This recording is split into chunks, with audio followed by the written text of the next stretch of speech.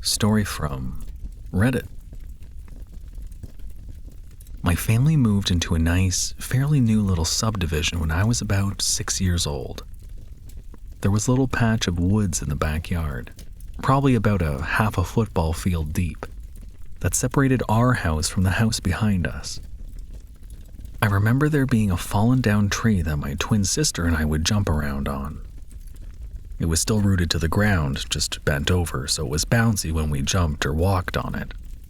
A few weeks after moving there, I was in the woods jumping around on the tree by myself when a little girl walked up to me and asked to play. She wore a pink dress, had a teddy bear, her hair in pigtail braids. I thought she lived at the house behind us, so we started to play almost every day, but only when my twin sister wasn't outside with me.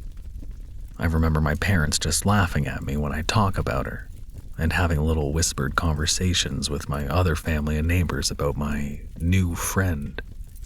At the time, I never thought much of it, but I now know that they thought she was just an imaginary friend.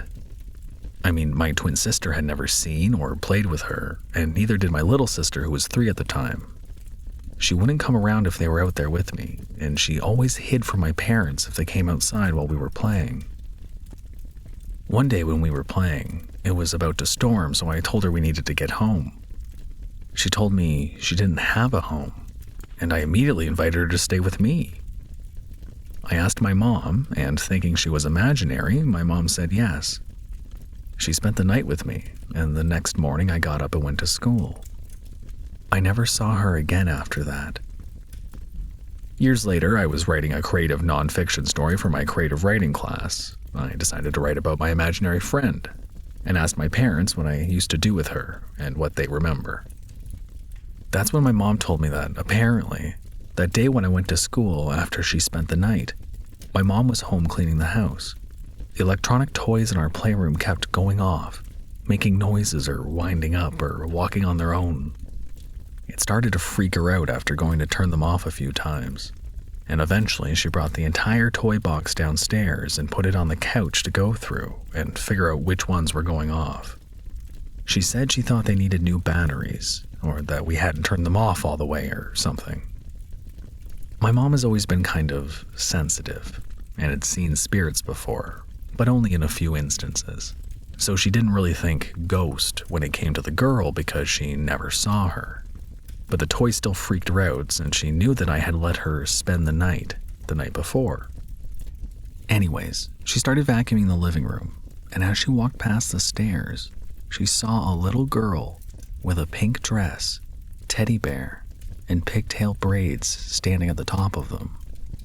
She screamed, and the girl vanished. And that's the day I stopped seeing her. I ended up doing some research after that. Even got a hold of the landlord for that house while writing my essay.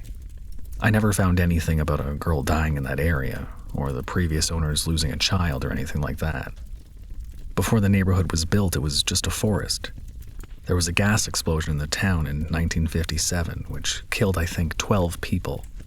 But I haven't been able to find ages or pictures, just names. And I don't remember hers, so I can't draw her to that definitely. So I'm not sure what her history is or why she was there. Just a couple weeks ago, though, I was over at the next door neighbor's house. Our parents are still friends and their son is a year younger than me, with my youngest sister tutoring their son. My little sister is only 5, and I let her go outside and play while I tutored. When it was time to leave, I went outside to get her and saw her in the backyard of the house we lived at, jumping on the fallen tree, giggling and talking to herself. I told her we needed to leave, and she ran to me, turned around and waved goodbye. I asked her about it, and she said it was just her new friend. So the question still remains, was she an imaginary friend? My mom swears she saw her, and I remember seeing her as a kid too. But at the same time, my mom could have just freaked herself out and remembered my description of her and her mind played a trick on her. But if that were the case, how would my little sister make a new friend that nobody else can see, playing on the same tree I used to play on with her? I'd love to hear some opinions. Story from Upsetusername.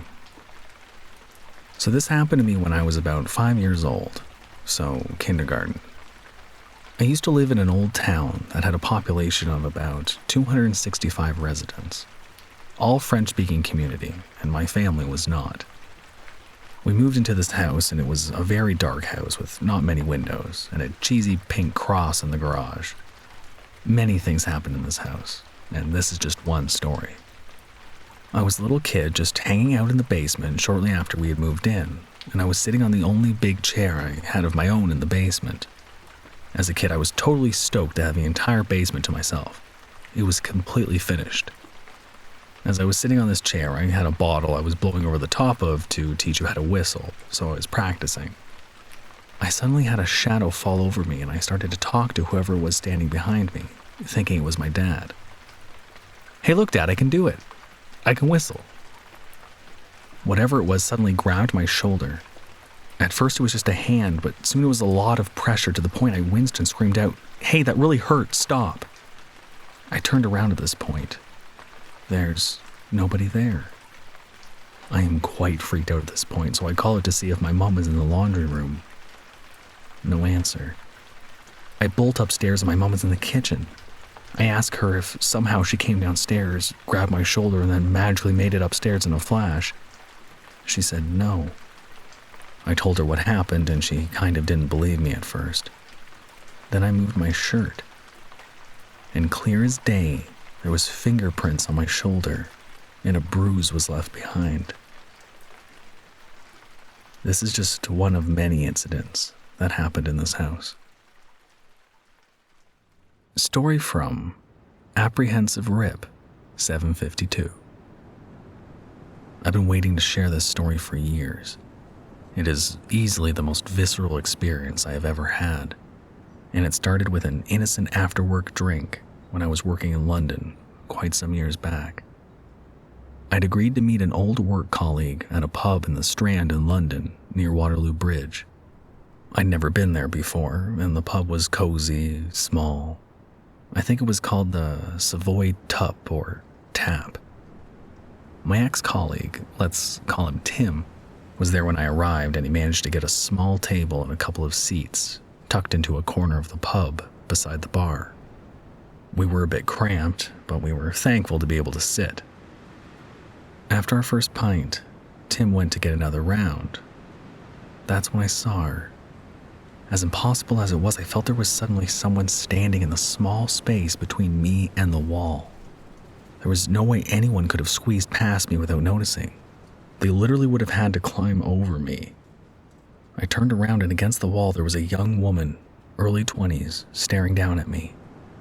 I knew she was a ghost. The thing was, she wasn't see-through at all. I saw her like any other patron in the pub. She was dressed in clothing that I picked to be from the mid to late 80s, a bit goth in style, all black. She said nothing, just looking down at me, staring intently. I was frozen in place, just staring back at her. A few moments passed, and I spied Tim out of the corner of my eye, beers in hand. I thought perhaps he can see her too. Tim sat, and I turned to him, wide-eyed. He put the beers down and said, "What's wrong?" I turned back to the wall, and she was gone. I asked, "Did you see anything beside me?" He looked at me strange, replied no, and I changed the subject. I hadn't known Tim that well previously, so I didn't want to act weird. Soon enough, it was my shout, and as I got up, I also took the chance to head to the toilet. I recall they were up a flight of stairs, and I remember a really weird feeling in the upstairs toilet as well. I tried to shake it all off so I could enjoy the evening. Heading back to the bar, I ordered, and as the bartender was pouring the beers, I hesitated, but finally asked him something like, "Has there ever been anything weird happen in this pub?" The bartender stopped pouring, looked at me, and asked, "Did you see her upstairs, did you?" I looked back at him, motioning over to where Tim and I were sitting. I said, "No, she was over there, where I'm sitting. She appeared up against the wall." The bartender replied. "She usually stays up in the bathrooms. That's where most people experience something." Handing the beers over, I was told the story of how a young female bartender in the late 80s had hanged herself in the upstairs toilet of that pub. Story from Scary Scheme 9747. When I was in 6th grade, around 12 weeks in of school, my family and I moved in with my mom's sister, only because my parents were going to invest in starting their own business, so this led to spending as little as possible and saving more. Things didn't work out between my parents, and it led to a divorce. My mom got her own place and my dad was still renting a room from my aunt's apartment. I had been living with my aunt until I graduated from middle school, and was just about to enter high school until both my dad and aunt moved out and went our own way. This encounter happened sometime around 2014-15. I was around 13 or 14. I'm just estimating since I don't quite remember the exact year and grade I was in at the time. Moving along, it was a weekend morning, and my aunt and her family were on their way to church. I decided to stay home and would not go with them since I always found church boring. No offense. We'll be back later in the evening, my aunt said. As soon as they left, I put on Netflix, relaxed eating some chips, with no worries in the world. I was watching Malcolm in the Middle, and I had my cousin's dog next to me on the couch sleeping. Eventually, a few episodes through the show, the dog decided to go into my cousin's bedroom and sleep on his bed. As a habit, doors would always stay open from our rooms. A few hours go by as I'm watching the show, laughing, and suddenly my door slammed shut. I assumed it was the air coming in from the window, but the odd thing was I had my windows closed, so there was no way of the air coming in other than the living room windows. I ignored it and said to myself, maybe I did leave the windows open, doubting myself. Shortly after, my cousin's dog starts barking for a quick 5 seconds and stops. A white, ladylike figure appears behind the wall from the hall of our rooms. It was visible even though I was looking at it from the corner of my eyes. I ignored it and immediately thought I was just tripping balls. Its head was becoming more visible as it was peeking. Skin as white as paint with large black eyes and really long wet hair. I turned to look at it and it hid. I go back to watching the show and once again, it peeks once more. This time its hands were grasping onto the wall and it showed its face up to its nose. Hands so white, fingers long and clear. At this point I looked back towards it again, hoping it would just leave me alone. It hid. I immediately opened the front door and called my mom, letting her know what happened. She was so confused and told me it was because I behaved poorly. She offered to pick me up and go to her house, but I decided to stay. I kept the front door open to feel some sort of security. My aunt and her family arrived around 6 p.m. I was afraid to tell my aunt what happened because I thought she would just laugh at me, but instead she asked questions and was open to the whole situation. "I've seen it too," she said. She explained to me that she has heard footsteps and seen the figure staring at her from the kitchen when she would sleep in the living room quite a few times, and always early in the morning, around 2 or 3 a.m., consistent. As she explained to me her encounters, I felt comforted. I knew I wasn't crazy and wasn't just seeing things. When we moved out, we found out an old lady had died there. Maybe that explains this mysterious figure or demon. I've had numerous encounters with these types of figures in the past as a little kid, but to this day, this has been the most recent one that has happened to me, and the second scariest. Let me know your thoughts on this situation.